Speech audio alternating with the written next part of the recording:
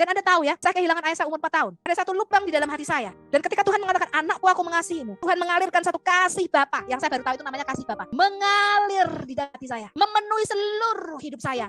Yang selama ini ada lubang yang kosong di dalam hidup saya, karena saya kehilangan ayah saya di bumi ini. Dan saya menyalahkan kenapa ayah saya harus mati, sehingga tidak ada yang membela saya. Kemudian saya diperlihatkan satu penglihatan di depan mata saya. Kejadian waktu saya usia kira-kira 6 atau 7 tahun, saya juga agak lupa. Saya sudah lupa peristiwa itu. Dan di depan mata saya, itu peristiwa diperlihatkan kepada saya. Dan Tuhan mengatakan begini, kamu harus mengampuni orang ini.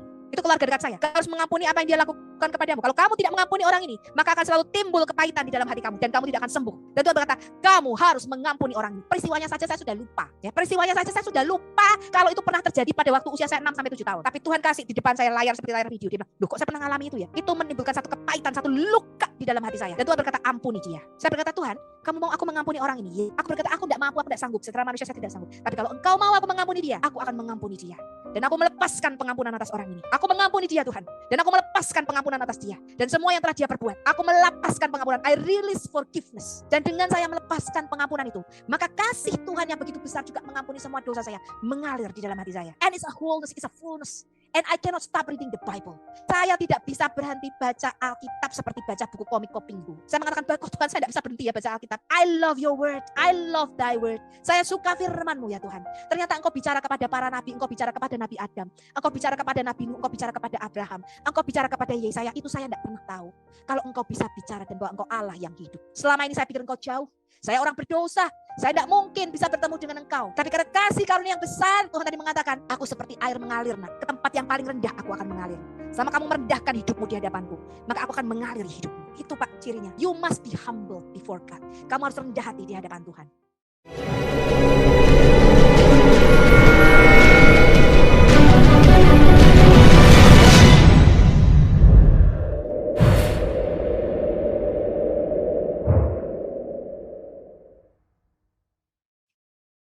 Mana ya ini?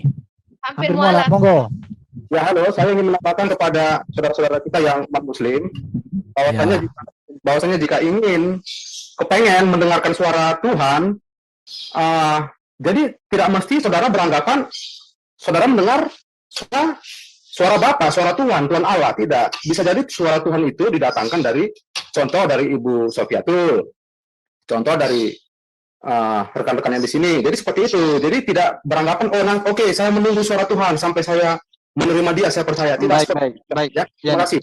Baik, singkat saya ngomong. Tapi tadi Bos Sofiatul, justru orang Kristen yang normal itu gitu. Justru hamba Tuhan yang normal itu begitu. Yang sebelumnya, yang mana sebelumnya hamba Tuhan yang normal ini tentunya sebelumnya tidak normal gitu. Contoh Betul. misalnya kalau kita ambil di Saya kasih perjanjian tahu baru. Anda, teman-teman. Paulus saja Saya kasih tahu Anda. membunuhi segala macam, tapi bisa didatangi gitu. Saya Sofiatul kasih mungkin tahu Anda ya, teman-teman dulunya ya. seorang Muslim bisa didatangi itu. Saya gitu. tidak pernah Muslim, sampai bilang saya Muslim.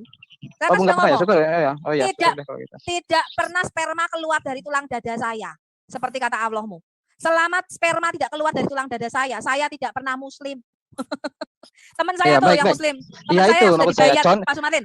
Teman saya yang sudah Iya, dibayar saya hanya pengantin menggunakan bom itu yang didatangi statement Bu langsung. Sophie tadi. Saya hanya ingin menggunakan statement Bu Sophie tadi dan apa namanya rasa sedih Ini saya statement sekaligus saya, karena ini saya statement meminta saya. hal seperti itu dengan Ini tulus. statement Dan saya. malah dijawab itu deritamu, itu hal-hal yang apa bla bla bla gitu. Emang tadi Saya ada rasa ngomong, situ kehadiranmu. teman-teman coba rekaman Kurang ada lebih ngomong seperti itu itu. deritamu enggak?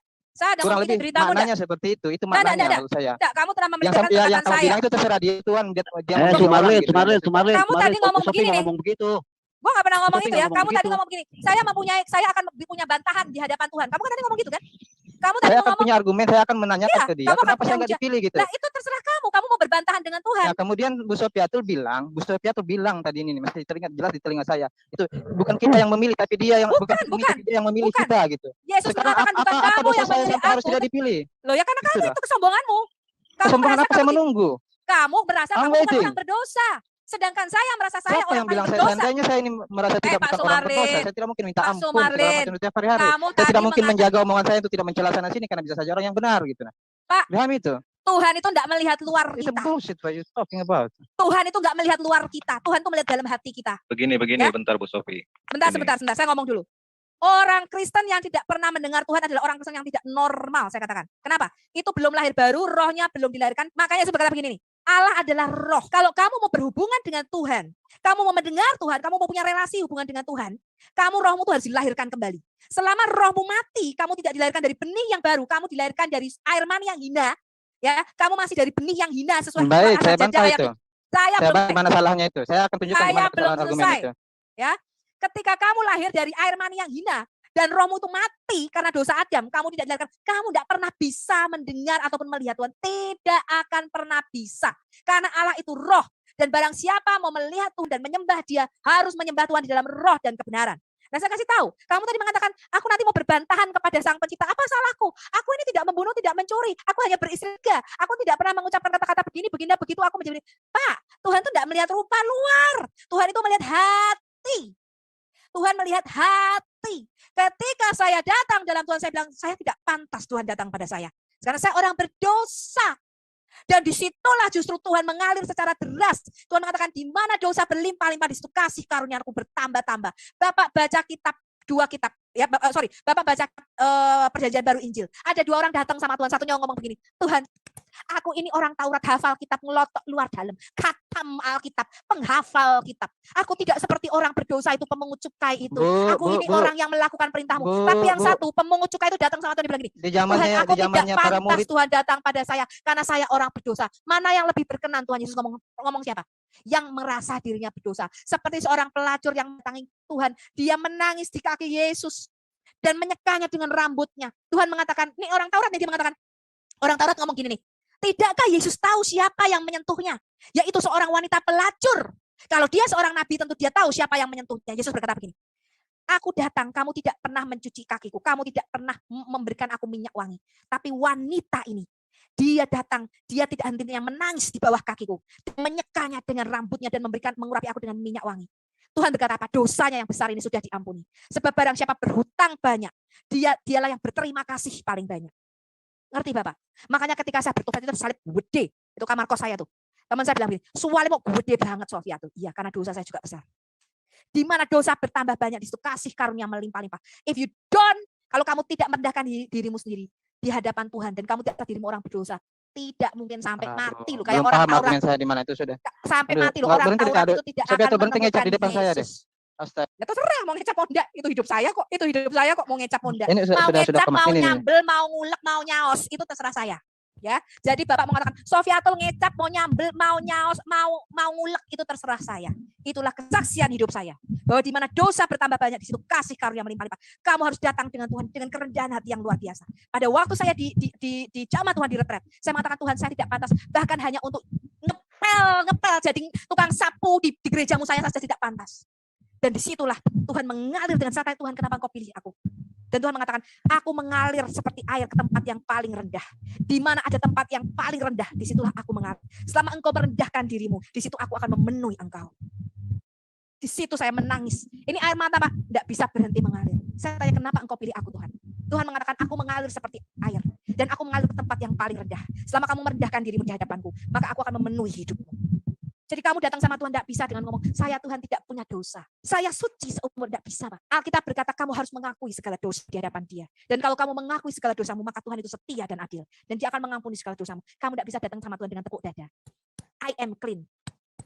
Aku worth it. Tidak bisa. Kamu harus datang sama Tuhan dengan hati yang hancur seperti Daud. Baca Mazmur 51. Persembahan yang berkenan dan korban yang berkenan di hadapan Allah adalah hati yang hancur. Dikatakan Tuhan duduk bersama dengan orang-orang yang rendah hati. Selama kamu merasa dirimu benar, melakukan ritual akan Tuhan, aku sholat tidak pernah bolong. Aku puasa, aku berzakat, aku beramal. Kamu tidak akan pernah melihat Tuhan. Kamu harus datang dengan hati yang hancur. Kamu harus datang dengan hati yang hancur sebagai orang berdosa seperti wanita di kaki Yesus. Yang menangis. Mengatakan Tuhan, aku pelacur, aku tidak layak di hadapanmu. Dosaku sudah begitu besar. Dia tidak mengucapkan kata-kata apapun. Dia hanya datang ke kaki Yesus dan dia menangis. Dan dia menyeka air matanya dengan rambutnya. Selama hatimu tidak datang ke hadapan Tuhan seperti wanita pelacur ini yang merendahkan dirinya dan merasa hina dan kamu tidak merendahkan dirimu di hadapan Tuhan, maka Tuhan tidak akan pernah memenuhimu. Karena Tuhan berkata kepada saya, Dia mengalir ke tempat yang paling rendah. Tuhan berkata kepada Nabi Samuel, kamu melihat wajah, kamu melihat rupa luarnya. Kamu pikir orang ini baik-baik. Tapi Tuhan mengatakan apa? Aku melihat hati. Aku melihat into your heart, into the deeper of your heart. Dikatakan roh Allah itu menyelidiki sampai ke dalam, ke dasar hati kita yang paling dalam. Bukan penampakan luar. Roh Allah menyelidiki sampai ke dasar hati kita yang paling dalam. Bahkan Dia tahu motivasi hati kita. Orang itu boleh loh, kamu lihat pendeta khotbah, wah khotbah hebat, apa baru ternyata apa? Terlibat percabulan, terlibat persinahan. Gawat gak itu? Selingkuhannya 200 orang wanita. Orang ngeliat tuh kamu suci, ternyata kalau Habib Rizik sama si Firza. Gak bisa Pak, kamu harus datang dengan hati yang hancur. Tuhan, aku orang berdosa. Humble yourself before God. Gak bisa kamu datang dengan kesombongan, dengan merasa kamu orang benar dan suci. Gak akan kamu ketemu Tuhan. Hanya orang yang murni hatinya, kata Tuhan di Matius 5, yang akan melihat Tuhan. Hanya orang yang suci hatinya, yang akan melihat Tuhan. Itu orang yang ditemui Tuhan. Yang murni hatinya, yang mencari Tuhan dengan segenap hatimu. Dan kita tidak akan tahu kita sendiri kalau bukan Tuhan. Pertama kali saya datang ke retret itu ya, pendeta ini ngomong, Pak Benny Donald, ya, Anda bisa lihat kesaksian saya, di mana-mana itu kesaksian saya. Pak Benny Donald itu suruh saya duduk di depan, teman saya ngajak saya retret, bilang, Pak Benny Donald mau ketemu sama kamu. Saya bilang, kenapa mau ketemu sama saya? Ya Pak Benny Donald mau ketemu. Saya baru duduk di depannya Pak Benny Donald ngomong gini, kamu orangnya kalau iya ngomong iya, kalau enggak ngomong enggak ya. Saya kaget, saya bilang, loh, sakti juga nih pendeta. Saya bilang, dari mana Bapak bisa tahu? Iya saya tahu katanya. Ya, Tuhan mau pakai kamu. Dan kamu tidak bisa dicabut seperti satu tanaman ke tempat lain. Seperti kalau kamu tahu nggak, kalau pohon mau bertumbuh, itu dia tidak bisa dicabut, kemudian dipindah tanahnya, kamu tidak akan berbuah. Kamu harus stay supaya kamu bisa berakar kuat dan kamu bisa menghasilkan buah di situ. Itu Pak, kalau orang gini, baru saya tahu kalau Tuhan itu bisa bicara. Baru saya tahu itu di situ. Saya bilang, Tuhan, engkau hidup, engkau bisa bicara. Selama ini saya tidak tahu, karena saya merasa Tuhan itu jauh. Tidak ada yang pernah mengatakan kepada saya kalau Tuhan itu bisa bicara. Seumur hidup saya tidak pernah ada orang yang ngomong sama saya kalau Tuhan itu bisa bicara. Baru di situ saya mendengar Tuhan bicara. Dan kata pertama yang saya dengar dari Tuhan adalah, anakku, aku mengasihimu. Dan Anda tahu ya, saya kehilangan ayah saya umur 4 tahun. Ada satu lubang di dalam hati saya. Dan ketika Tuhan mengatakan, anakku, aku mengasihimu, Tuhan mengalirkan satu kasih Bapa, yang saya baru tahu itu namanya kasih Bapa, mengalir di hati saya. Memenuhi seluruh hidup saya. Yang selama ini ada lubang yang kosong di dalam hidup saya. Karena saya kehilangan ayah saya di bumi ini. Dan saya menyalahkan kenapa ayah saya harus mati. Sehingga tidak ada yang membela saya. Kemudian saya diperlihatkan satu penglihatan di depan mata saya. Kejadian waktu saya usia kira-kira 6 atau 7 tahun, saya juga agak lupa. Saya sudah lupa peristiwa itu. Dan di depan mata saya, itu peristiwa diperlihatkan kepada saya. Dan Tuhan mengatakan begini, kamu harus mengampuni orang ini. Itu keluarga dekat saya. Kamu harus mengampuni apa yang dia lakukan kepadamu. Kalau kamu tidak mengampuni orang ini, maka akan selalu timbul kepahitan di dalam hati kamu. Dan kamu tidak akan sembuh. Dan Tuhan berkata, kamu harus mengampuni orang ini. Peristiwanya saja saya sudah lupa. Ya, peristiwanya saja saya sudah lupa kalau itu pernah terjadi pada waktu usia saya 6-7 tahun. Tapi Tuhan kasih di depan saya layar seperti layar video. Dia bilang, loh kok saya pernah ngalami itu ya? Itu menimbulkan satu kepahitan, satu luka di dalam hati saya. Dan Tuhan berkata, ampuni dia. Saya berkata, Tuhan, kamu mau aku mengampuni orang ini? Aku berkata, aku tidak mampu, aku tidak sanggup. Secara manusia saya tidak sanggup. Tapi kalau engkau mau aku mengampuni dia, aku akan mengampuni dia. Dan aku melepaskan pengampunan atas orang ini. Aku mengampuni dia Tuhan. Dan aku melepaskan pengampunan atas dia. Dan semua yang telah dia perbuat. Aku melepaskan pengampunan. I release forgiveness. Dan dengan saya melepaskan pengampunan itu, maka kasih Tuhan yang begitu besar juga mengampuni semua dosa saya. Mengalir di dalam hati saya. And it's a wholeness, it's a fullness. And I cannot stop reading the Bible. Saya tidak bisa berhenti baca Alkitab seperti baca buku komik Kopinggu. Saya mengatakan, Tuhan saya tidak bisa berhenti ya baca Alkitab.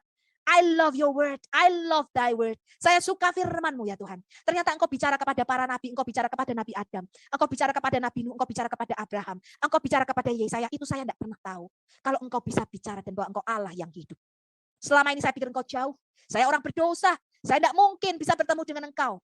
Tapi karena kasih karunia yang besar, Tuhan tadi mengatakan, aku seperti air mengalir nak. Ke tempat yang paling rendah aku akan mengalir. Sama kamu merendahkan hidupmu di hadapanku, maka aku akan mengalir hidupmu. Itu Pak cirinya. You must be humble before God. Kamu harus rendah hati di hadapan Tuhan. Ya, itu kesaksian saya. Tidak bisa, kalau Anda mau melihat Tuhan, Anda tidak bisa datang with your pride. Anda harus datang dengan humble yourself before God. Anda harus merendah dirimu di hadapan Tuhan. Karena hanya orang yang suci dan murni hatinya yang akan memandang wajah Tuhan. Ya, gitu teman-teman. Ya, silakan dilanjutkan. Anda bisa lihat kesaksian saya ada di mana-mana. Ada ratusan ribu saya lihat yang nonton. Thank you, Bos Sofiatul. Thank you. Ya, sama-sama. Ini ada yang resen. Silakan Pak Sukrianta. Pak Sukrianta. Silakan dibuka mic-nya. Pak Sukrianta, shalom. Ya, shalom. Oke, silakan Pak. Ya. Ada Pak yang Sumarlin disampaikan? masih ada, Pak Sumarlin? Masih ada. Ya. Tadi Pak Sumarlin, kenapa saya tidak dipanggil sama Tuhan? Kenapa saya tidak diambil sama Tuhan? Pak Sumarlin, bersihkan hati Pak Sumarlin. Memohon kepada Tuhan, bersihkanlah hati, doktrin. Janganlah Pak Sumarlin membenci, janganlah membenci kekristenan. Jangan ada sedikit hati Alkitab itu palsu atau dirubah-rubah. Bersihkan hati. Pasti dipanggil dan saya merasakan itu Pak Sumarlin. Saya lahir baru, saya baru terima Tuhan Yesus. Dan Tuhan, Bu Sofiatul tadi bilang, Tuhan bersuara. Saya merasakan itu Tuhan bersuara. Selama saya di RT 6, saya merasakan kalau Allah itu ada. Saya merasakan karena semua doa-doa saya dikabulin sama Allah. Saya merasakan itu. Tetapi hati saya yang tidak tenang. Ada hati saya yang tidak tenang Pak Sumarlin. Karena surga tidak tenang hati saya. Jijik saya dengan surga yang 32 bidadari atau 37 bidadari. Agak tenang hati saya Pak 70. Sumarlin. 73 bidadari. 70, Pak. Disitulah saya kagak tenang. Akhirnya ya Allah, saya ini orang berdosa ya Allah. Saya tidak mau punya surga yang seperti itu ya Allah.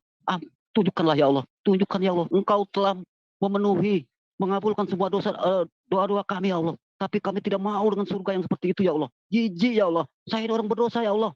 Apa kata Allah? Sempurnakanlah imanmu. Saya diturun, dilalah. Saya ngelihat HP ceramahnya Ustadz Ban. Belum sempurna imanmu kalau belum beriman kepada kitab-kitab sebelumnya. Nah, saya bagaimana saya mau membaca kitab-kitab sebelumnya? Karena kitab-kitab sebelumnya dibilang palsu. Akhirnya saya berpikir begini aja udah. Saya anggap dua-duanya suci. Gak ada yang palsu. Karena dua-duanya dari tulisan bahasa Arab, tulisan bahasa Indonesia. Saya buang pikiran yang ada di RT 6. Saya baca itu Alkitab. Ternyata sempurna isi Alkitab ini. Makanya Allah itu bilang, sempurnakanlah imanmu. Jadi Pak Sumarlin kalau mau dijamah sama Tuhan, Pak Sumarlin bersihkanlah hati Pak Sumarlin. Bersihkanlah hati. Memohon pada Tuhan. Dan bilang kita orang berdosa. Jangan bilang kita orang yang sudah pinter. Haleluya. Amin. Oke, thank you ya Pak sudah menambahkan dari pernyataan Ibu Sofiatul tadi bahwa kita itu dipilih, bukan kita yang memilih gitu. Saya juga ingat satu nats itu bahwa setiap yang datang kepada Yesus itu mereka dipilih oleh Bapa gitu. Mereka yang ditarik oleh Bapa. Jadi ya bersyukur aja kalau kita itu bisa dipilih sama Tuhan gitu. Kalau mau dipilih, tadi sudah dikatakan buka hati dengan sungguh. Saya cuma mau ngingatin kalau ada yang mau gitu dijamah Tuhan ya udah. Kemarahan, kebencian, ketidakpercayaan itu dilepaskan aja dulu. Buka hati dulu gitu. Betul. Oke, kita lanjut ya. Oke, Bu. Pak Rantai. Silakan. Pak Rantai Perak, shalom. Pak Rantai Perak, shalom. Shalom semua. Oke, silakan Pak. Ada yang ingin disampaikan, ditambahkan atau bertanya, silakan. Ya, saya cuma menambahkan mungkin ya. Memang saya lihat arahnya semua ke sana ya, tentang Pak Sumarlin ya, waktu mau minta tanda supaya Tuhan Yesus berbicara kepada Pak Sumarlin. Itu sebenarnya hal yang sangat bagus ya, kalau menurut saya hal yang sangat bagus. Saya cuma pesan kepada Pak Sumarlin ya. Saya Pak Sumarlin juga mendengar suara Tuhan berbicara langsung ya Pak. Saya melihat penglihatan juga. Di situ memang Tuhan kita itu hidup. Cuman yang ingin saya sampaikan ke Pak Sumarlin, motivasinya untuk bertanya dulu apa Pak Sumarlin. Ada kalanya motivasi bertanya itu salah. Kenapa bisa salah? Karena Bapak tidak menyadari siapa Bapak dan siapa yang Bapak undang itu siapa. Yang Bapak undang itu Tuhan Maha Besar, Raja di atas segala raja. Bapak itu siapa? Jadi saya ambil ayatnya di Matius 16 ya. Orang Farisi dan Saduki meminta tanda. Kemudian datanglah orang Farisi dan Saduki hendak Di mana mencoba Pak? Biar saya share screen. Oh ya, di Matius 16. Matius 16, sabar ya Pak. Ayat berapa Pak? Ayat 1 sampai 4. Saya bacakan ya. Iya Pak, silakan. Ya. Orang Farisi dan Saduki meminta tanda. Kemudian datanglah orang-orang Farisi dan Saduki hendak mencoba Yesus. Mereka meminta supaya ia memperlihatkan sesuatu tanda dari sorga kepada mereka. Jadi Bapak lihat sendiri ya, orang Israel ini umat pilihan Allah. Tetapi motivasi mereka sudah salah. Kalau kita baca situ mau mencobai. Ada kalanya memang sulit ya, tipis sekali membedakan antara ingin memang tahu dan mencobai.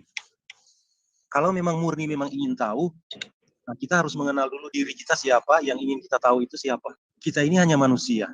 Taruhlah kita manusia yang baik, yang saleh. Tetapi untuk ukuran kita untuk meminta kepada Tuhan yang benar, kita harus tahu Tuhan yang benar itu posisinya di mana dulu. Kalau Bapak bisa menempatkan posisi Tuhan dan menyadari posisi Bapak siapa, motivasi Bapak akan bertanya itu bukan bermaksud untuk mencobai. Karena Bapak akan takut untuk mencobai Tuhan. Karena semua ini bergantung kepada Tuhan semua. Kalau Tuhan mau ketika Bapak sebelum bertanya saja, dia sudah mau selesaikan hidup Bapak di dunia, itu sudah selesai saat itu. Dia tidak perlu tawar-menawar dengan Bapak. Nah, ketika Bapak menyadari itu, baru Bapak ingin bertanya Tuhan yang benar yang mana, nah itu motivasinya akan benar, Pak. Tetapi kalau Bapak bertanya seperti orang Israel di sini, untuk mencobai, itu apa yang Tuhan Yesus katakan, Pak? Dijawab di ayat 2. Tetapi jawab Yesus, pada petang hari karena langit merah kamu berkata hari akan cerah. Dan pada pagi hari karena langit merah dan redup kamu berkata hal buruk. Rupa langit kamu tahu membedakannya, tetapi tanda-tanda zaman tidak. Kita lihat kuncinya Pak di ayat 4. Angkatan yang jahat dan tidak setia ini menuntut suatu tanda. Tetapi pada mereka tidak akan diberikan tanda selain tanda Nabi Yunus. Lalu Yesus meninggalkan mereka dan pergi. Bapak tidak akan mendapat tanda dari Tuhan Yesus kalau motivasi Bapak bertanya itu salah. Tetapi kalau Bapak punya kerinduan dalam hati, ingin mengenal siapa mana sebenarnya Tuhan yang benar, tanpa Bapak bertanya mendengar suaranya, dia akan datang kepada Bapak. Saya mendengar suara Pak. Motivasi saya bertanya kepada Tuhan saya berkebalikan dengan Bapak ya. Kalau Bapak bilang Rasul Paulus itu jahat sekali saja, dia bisa didatangi Tuhan. Kenapa saya tidak? Kalau saya beda, Pak. Bapak itu sudah meninggikan diri seperti sudah digambarkan tadi oleh Ibu tadi ya. Bapak sudah meninggikan diri, Bapak merasa lebih suci dari orang lain. Bapak itu siapa? Mau berbicara dengan Tuhan, mau mengundang Tuhan, merasa lebih baik dari Rasul Paulus yang jahat itu. Kalau Bapak sadar diri Bapak siapa, Tuhan itu siapa? Pastor Philip Mantova, Pak, dia bilang begini, orang Kristen sendiri saja banyak yang tidak mengenal Tuhan karena apa? Karena dia tidak mengenal dirinya sendiri, dia tidak kenal. Itu terjadi kepada saya, Pak. Sebelum saya mengenal Tuhan, saya sebagai Kristen sebelum saya mengenal Tuhan. Tuhan itu saya anggap itu saya mau jadikan dia asisten saya. Bapak hidup dengan ajaran yang seperti itu, seolah-olah Allah yang Bapak sembah asistennya Nabi Bapak. Diperintah-perintah apa maunya Nabi diikuti sesembahan Bapak. Jadi kalau kita melihat beda sekali, Pak. Allah yang Bapak sembah sekarang dengan Allah yang benar itu yang kita sembah itu beda sekali. Allah yang kita sembah, Allah yang benar dalam Tuhan Yesus Kristus, itu dia yang mengatur kita, bukan kita yang mengatur dia. Kita yang mengikuti keinginan dia, bukan dia yang mengikuti keinginan kita. Itu berbeda. Bapak hidup dengan cara itu, makanya saya maklum Bapak menentang Tuhan. Bapak bilang, Rasul Paulus saja lebih jahat dari saya, itu sebenarnya Bapak bilang Rasul Paulus itu lebih jahat dari Bapak sedang meninggikan diri. Kata kebalikannya Bapak bilang itu, saya lebih suci dari Rasul Paulus. Bapak sebenarnya sedang meninggikan diri. Sudah digambarkan oleh Ibu tadi kan, orang ahli Taurat di di bait Allah dengan orang berdosa. Jadi kalau motivasi dari hati Bapak benar untuk bertanya tentang Tuhan, Tuhan akan menemui Bapak, karena Bapak yang bertanya. Saya Pak mengalami itu, saya juga mendengar suara Tuhan Pak. Baik, boleh saya menanggapi Pak ini. Mungkin saya ingin meluruskan kesalahpahaman Bapak-Bapak sekalian. Tadi Bu Sofiatul dengan sangat confident gitu. Sebenarnya saya berpikir ini hal yang baik kalau beliau confident tentang apa yang beliau yakini gitu kan. Tentu jangan sampai saya juga kan ingin selamat gitu Pak.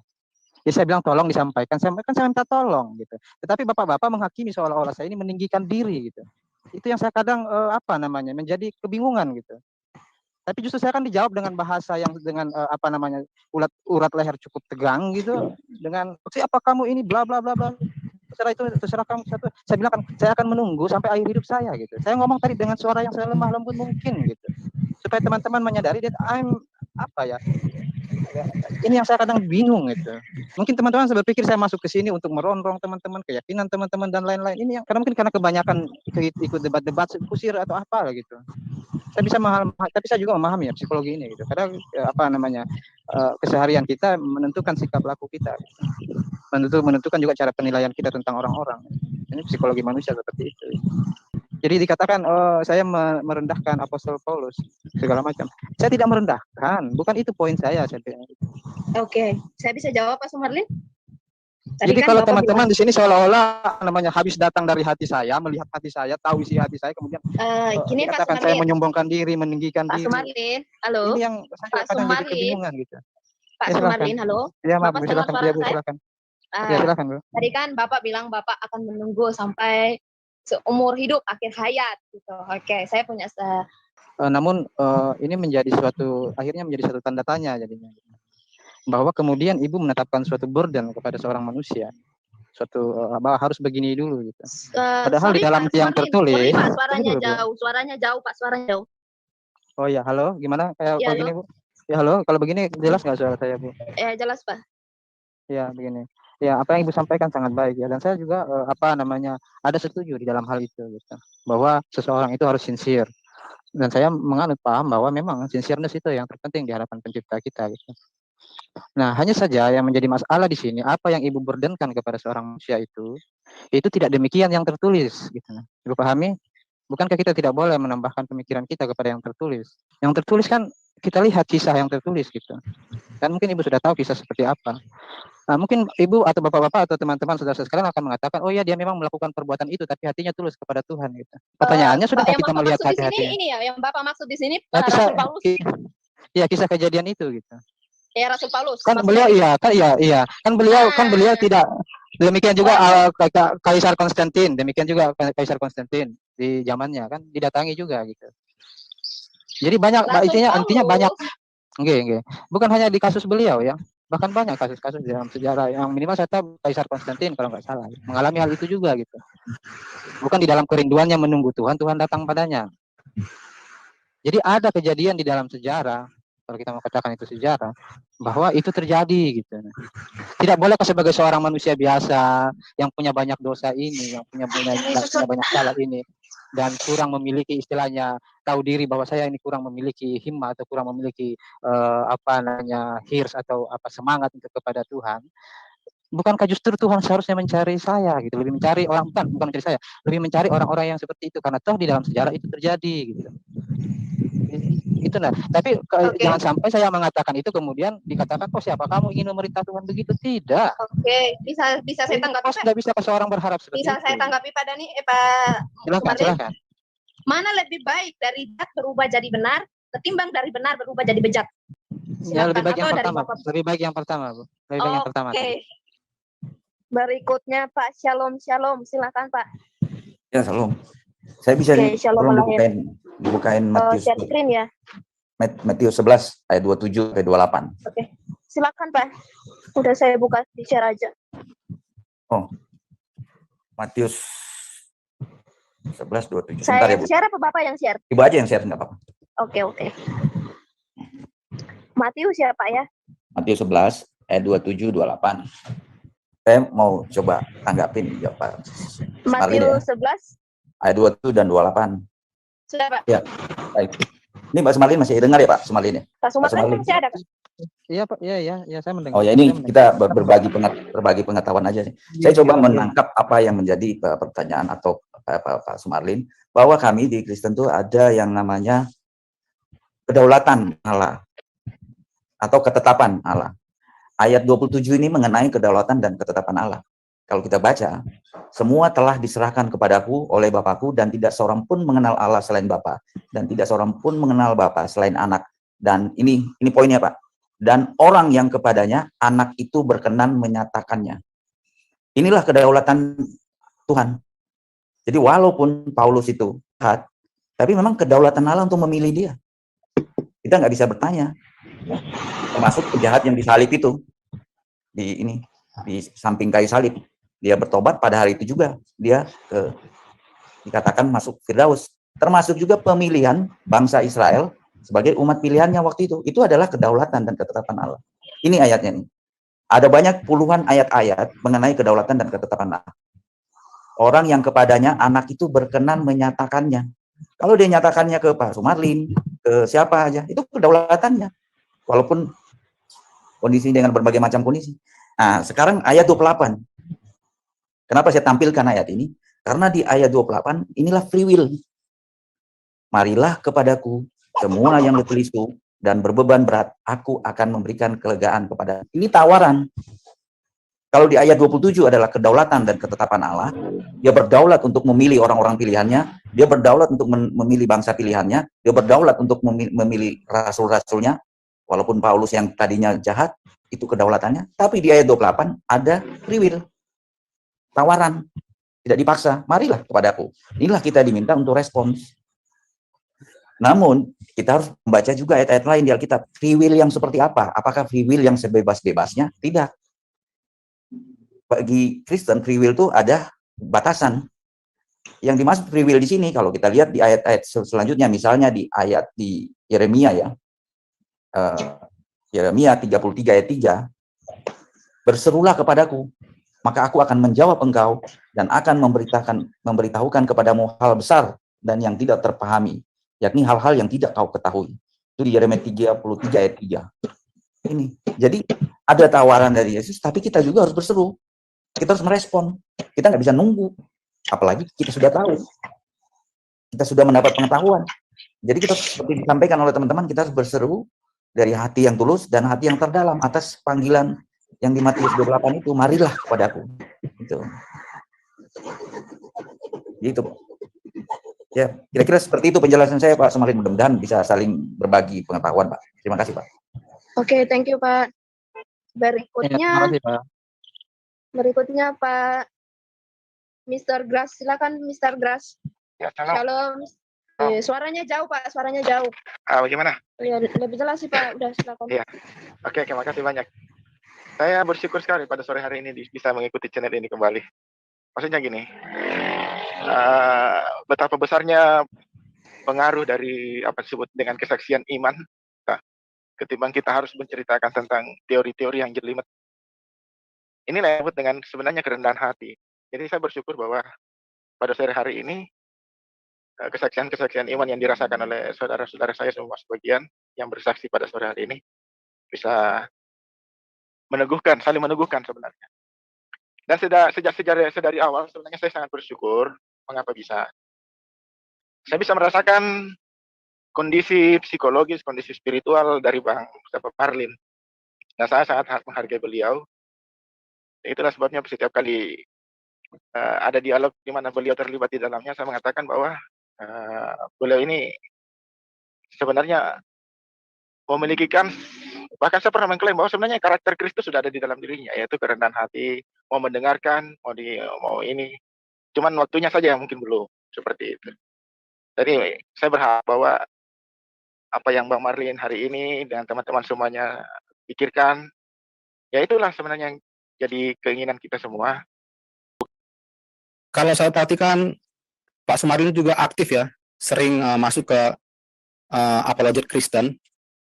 Bukan hanya sering tapi aktif kalau saya perhatikan.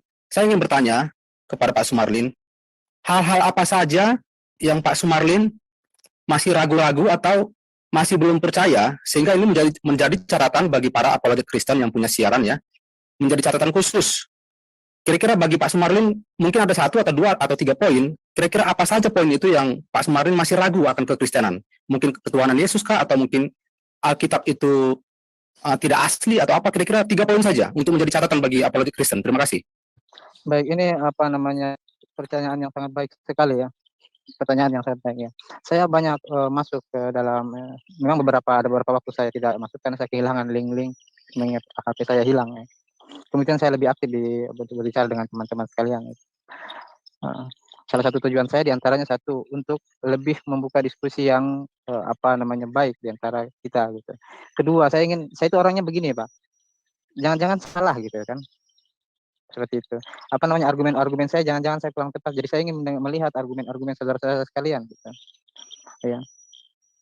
Dan yang mungkin saya bisa berikan jawaban untuk bapak-bapak sekalian, dari apa yang bapak-bapak jawabkan ke saya atau saya mendengar, saya itu jarang bertanya gitu tentang kekristenan atau apa, karena saya lebih suka untuk mendengarkan misalnya teman-teman lagi menjelaskan ke saudara muslim yang lain, oh begini, saya mengingatnya, coba mengingat buat saya gitu. Seperti itu. Bahkan kadang saya mencatat gitu. Sekarang saya memang agak kesulitan, sering lupa membawa buku catatannya karena saya keluar dari mes, dari rumah gitu, dari mes. Tadi saya catat di notes di HP gitu. Meskipun kadang kepanjangan saya juga kesulitan mengingat karena saya memang ada sedikit masalah dengan ingatan gitu. Jadi sehingga kalau saya ditanya tentang keislaman, saya sama sekali tidak berani menjawab gitu. Kalau yang saya itu belum tidak ingat gitu. Seperti itu. Nah, yang saya lihat itu dari antara teman-teman itu adalah satu konfidensi gitu. Confident gitu dengan apa yang teman-teman sampaikan. Misal contoh statement, sebagian temannya saya tidak mengatakan secara general. Misalnya saya mendengar satu statement dari teman, karena saya itu tidak menghukumi secara general, maksudnya tidak menilai secara general gitu. Saya tidak menilai semua teman-teman di sini, wah sama rata semua, enggak. Saya menilai misalnya Pak A mengatakan begini. Saya akan cari, saya coba lihat sumber-sumber segala macam, saya lihat sumber luar, baik yang sifatnya skeptik maupun yang sifatnya mendukung. Saya timbang seperti itu gitu. Nah, contoh misalnya statement, 100% historical gitu, event-event. Setelah saya melihat secara historical, ya, tidak bisa kita katakan 100% secara detail itu historical. Makanya saya sampai pada konklusi bahwa eventnya mungkin iya historical, tetapi detail-detailnya itu kita tidak bisa mengertikan sejarah. Jadi saya memisahkan antara sampai pada satu kesimpulan bahwa sains atau sejarah sains itu adalah sejarah sains, adapun apa yang kita bicarakan ini adalah tentang teologi. Itu kan kemudian itu saya sampai pada kesimpulan itu salah satu contoh gitu. Jadi saya ingin mendengar argumen. Nah, kebetulan tadi salah satu argumen juga yang saya tangkap dari Bu Sufiatul dengan confidence seperti itu menjadi catatan saya juga begitu. Kemudian saya kebetulan ingat di ini seperti itu tadi. Saya ingat bahwa ada record di dalam Bible yang seperti ini yang justru bertentangan dengan apa yang Bu Sufiatul nyatakan ke saya gitu.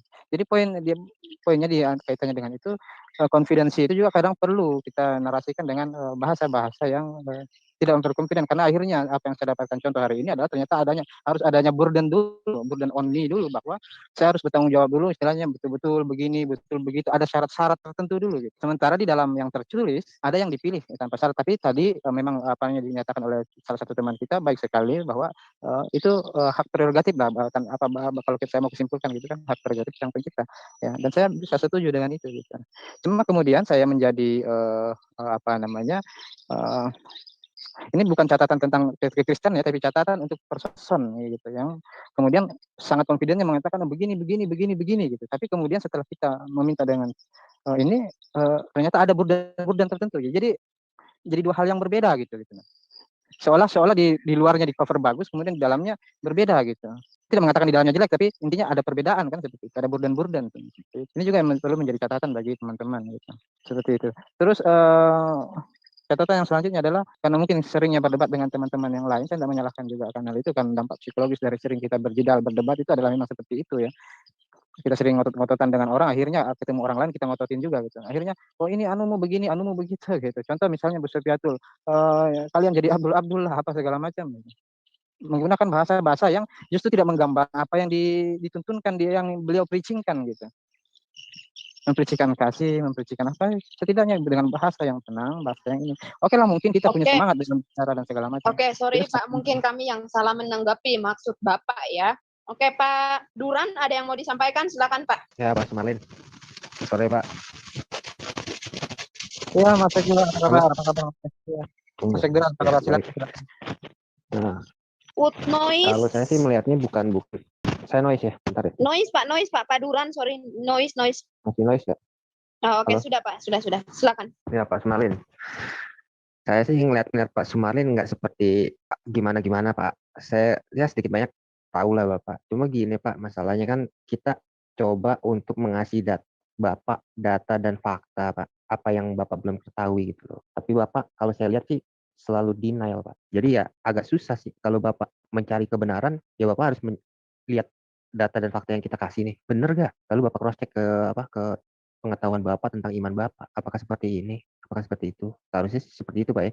Banyak kok orang yang nggak ditemui Tuhan Yesus, dia bertobat Pak. Nabil Quraisy, dia nggak pernah Pak ditemuin Pak. Tetapi dia berkompetisi sama David Wood. Bagaimana keakuratan Alkitab dan keakuratan Quran. Parasi Pak. Pada satu titik, akhirnya dia serahkan kepada dia nggak minta banyak-banyak. Dia bilang, Tuhan, tunjukkan mana yang benar. Ditaruh sama dia. Al-Quran sama Alkitab. Pada saat itu juga Pak, dia murtad. Karena dia haus akan kebenaran. Dia benar-benar mencari kebenaran. Bukan pembenaran. Contoh kayak kemarin kan, kita bahas tentang menyusui. Saya kasih Bapak data dan fakta. Bapak bilang nggak seperti itu. Tinggian mana Pak hadis sama ulama? Kalau saya mau bentrokin Bapak tuh ya waktu itu. Tinggian mana hadis sama ulama? Tinggian mana Aisyah sama ulama? Tinggian mana kajian-kajian fikih sama Ibnu Katsir? Kan jelas Pak, hadisnya menyatakan Aisyah melakukan menyusui. Tapi Bapak kasih saya kan Al-Manhaj kan, almanhaj.com. Cuman Bapak kan nggak ngeliat yang memberikan statement menyusui itu harus harus dituang ke mana? Ke mangkok itu kan yang kira-kira lahirnya tahun 900 sekian, yang jauh rentang waktunya dengan zamannya Nabi Bapak. Saya juga pernah dialog sama Bapak tentang kok ada nih perbedaan-perbedaan teks di dalam Quran. Ibnu Abbas bilang begini, terus ini apa sih teman-teman kawan-kawannya sahabat-sahabatnya Ibnu Mas'ud kok bilang surah 93 seperti ini, tapi kok yang sekarang seperti ini gitu kan, itu banyak. Terus tentang muta juga, tentang muta kan saya kasih kan bagaimana hadis menyatakan bahwa yang menghapus itu adalah Umar, bukan Muhammad. Zaman Abu Bakar, praktek itu masih diberlakukan. Zaman Umar, praktek itu masih diberlakukan.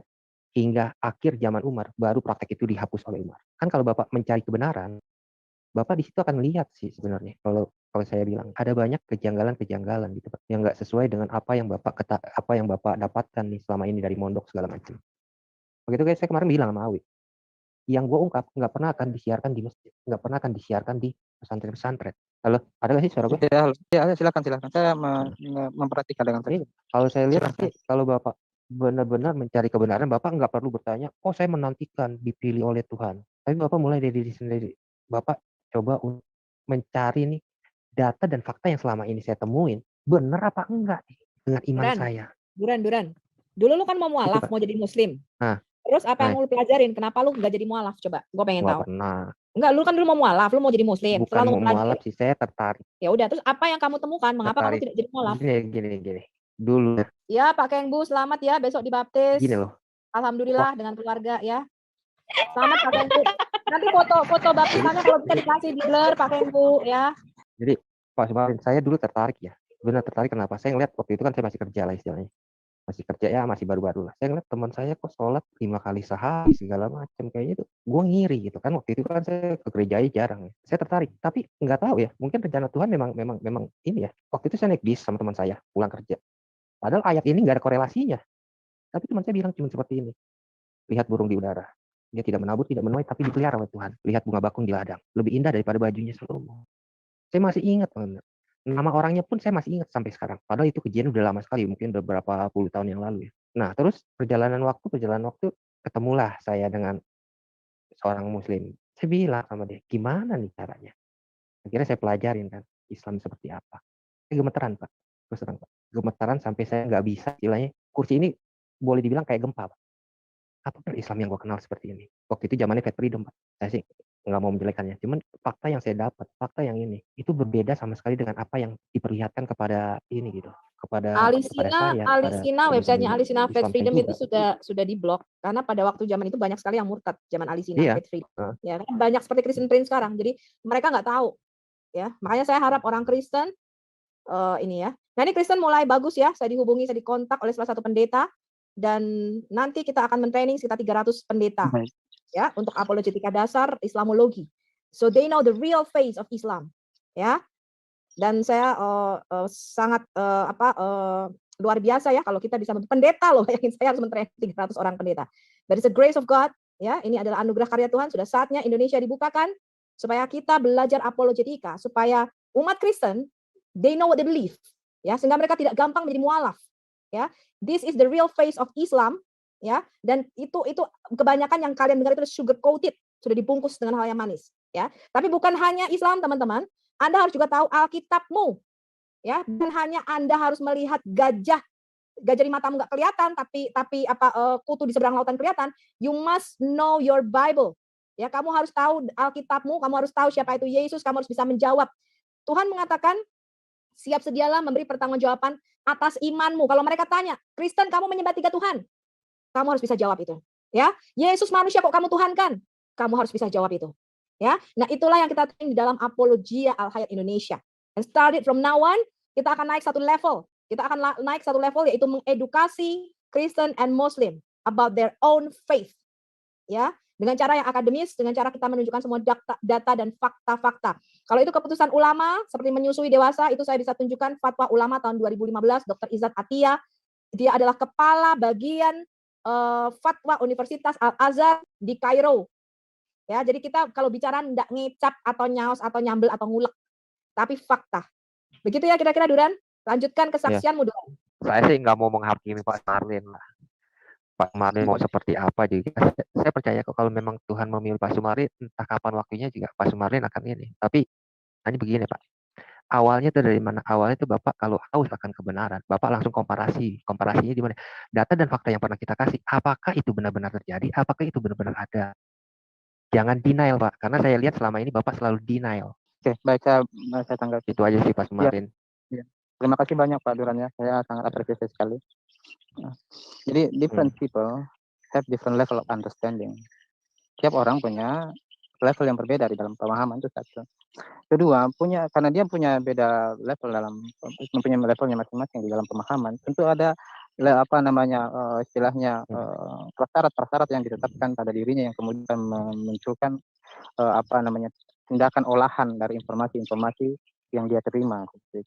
Saya memahami kalau dari statement Pak Duran, dan itu saya hormati sekali, bahwa bila ada 2 statement itu yang bertentangan, tentunya satunya benar, satunya pasti salah gitu kan. Jadi kalau A benar bisa saja A benar, tentunya B salah, B benar, A salah. Tidak mungkin A dan B itu benar dua-duanya. Saya bisa memahami itu.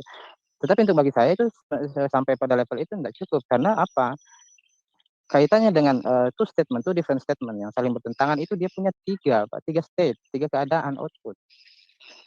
A benar berarti B salah, B benar berarti A salah. Tetapi A dan B juga ada kemungkinan dua-duanya salah gitu. Itu 3 state. Kalau bagi saya tidak serta-merta misalnya A benar kemudian A benar berarti B salah. Bisa saja kalau dikatakan A salah, tidak mesti B itu menjadi benar. Karena memang itulah state of logic, bahwa kalau A salah, B bisa benar, bisa salah gitu. It's logic gitu. Jadi saya tidak menyalahkan teman-teman sekalian atau tidak mendegrade ya. Tapi memang tiap orang punya ininya masing-masing gitu. Punya yang saya sebut journey of faith-nya masing-masing. Adapun bagi saya bahwa kalau statement mengatakan A salah B pasti benar, itu satu yes. Tetapi bahwa kenyataan untuk dua premis itu ada 3 state gitu kan. It's a logical state. Jadi apa yang saya lakukan dari statement teman-teman itu yang saya dapat ya, saya hanya tidak mengeluarkan mengini itu menselaikan apa segala macam gitu. Karena itu saya gunakan untuk my own private faith of journey. Okay. Karena saya bukan dalam ranah berdebat atau apa segala macam menyalahkan segala macam. Jadi apa statement teman-teman yang teman-teman sampaikan, saya cek juga. Ya, saya cek ini, saya ngeceknya bukan ke sumber Islam loh. Kaitannya dengan ini, lebih ke sumber-sumber yang sifatnya independen, yang istilahnya mungkin liberal atau sekuler lah, mungkin teman-teman bilang begitu. Seperti itu. Dan akhirnya saya sampai pada satu konklusi. Karena di dalam menguji kita punya argumen, kita apa namanya pemikiran-pemikiran kita memilih mode zero dulu gitu. Seperti itu. Gitu. Contoh statement misalnya yang sering disebutkan ini sejarahnya historikalnya begini. Saya mau meriksa tentang kepada historian apa perkataan historian yang pro Bible misalnya, apa kata historian yang ini, apa keumuman perkataan historian, apa yang menjadi konsensus historian. I'm checking that gitu. Bukan dari sumber-sumber keislaman malah. Atau gini aja Jadi, Pak Asmarin. Sebentar. Gini aja dulu sebentar ya Bapak-bapak. Jadi saya belum sampai pada posisi saya mau istilahnya Oh my goodness. karena ya apa yang saya dapatkan belum sesuai dengan apa yang it's my faith of journey, my journey of faith gitu. Atau gini Pak, Bapak mengenal dosa itu awalnya kan Adam ya. Bapak mengenal dosa Adam itu di dalam benak Bapak seperti apa Pak? Apakah sama seperti Kristen? Kalau Kristen kan tahulah Adam itu karena free will-nya dia, keinginannya dia. Kan awalnya kan dikatakan keinginan hatinya tertarik kepada buah pengetahuan.